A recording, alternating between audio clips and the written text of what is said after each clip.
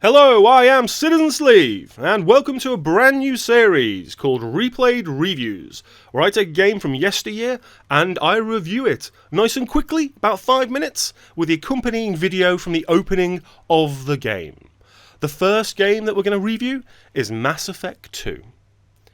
Now and then, a sequel fulfills the promise of the original, and Mass Effect had so much promise. It offered a wonderful filmic sci-fi world with a rich cast of alien characters and an interesting narrative. However, the third-person action RPG lacked polish, had several annoying gameplay mechanics, and too much repetition. The Mako was appalling to control, and the related level designs weren't exactly inspired. The planet scanning was laborious, and waiting in the elevator made me want to gouge my own eyes out with a spoon. Luckily then, its sequel surpasses almost every facet of the original.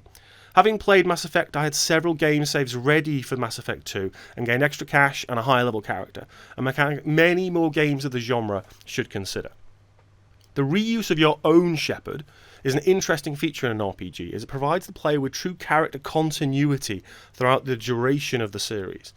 Obviously, this extends beyond the simple carrying over of character stats, as previous choices from the original game also dictate available characters and other events in the sequel. Of course, your choice as Shepard at the end of the original, between Ashley and Kaidan disarming the bomb, and how you handled Rex, prove obvious examples. Kaidan is, to me, the equivalent of the whining car from BioWare's previous Knights of the Old Republic, so no guesses who I saved for the sequel. The Normandy is under attack from a mysterious behemoth of a ship, and once Ashley and Joker are safe, you walk through a jaw-dropping, half-destroyed Normandy in Zero-G, where, spoiler alert, Shepard dies. The moment when Shepard falls from the Normandy towards the atmosphere of a planet until he is a tiny speck in the frame was sublime. Don't worry, as Cerberus has a plan, and in one of the most interesting takes on character creation since Fallout 3, Shepard is reborn. This is one of my favourite opening scenes to any game, and the accompanying music conveys the grainy sci-fi aesthetic beautifully. The game refines every element of its predecessor: stunning visuals, a better cover system, no stupid Mako, no elevators, and a narrative of brilliant quality. Yes, Mass Effect 2 still employs many of the expected tropes of the sci-fi genre, but does it with a certain swagger. It certainly doesn't revolutionise the genre in these terms, but evokes the feel of sci-fi film classics effectively. The RPG purists out there may believe that the game suffers from too much RPG streamlining, with a focus on straight-up cover-based shooting, and to some extent, they're right. Unlike the first game, the cover system works in a similar vein to Gears of War, but with the command over your party and biotic tech abilities, the combat variety makes such action sequences very fun. The Conversation and Paragon Renegade systems are still in place and work much in the same way. Conversations have a slightly better range of responses, while whichever morality you lean towards will offer further dialogue or interruption options to undertake.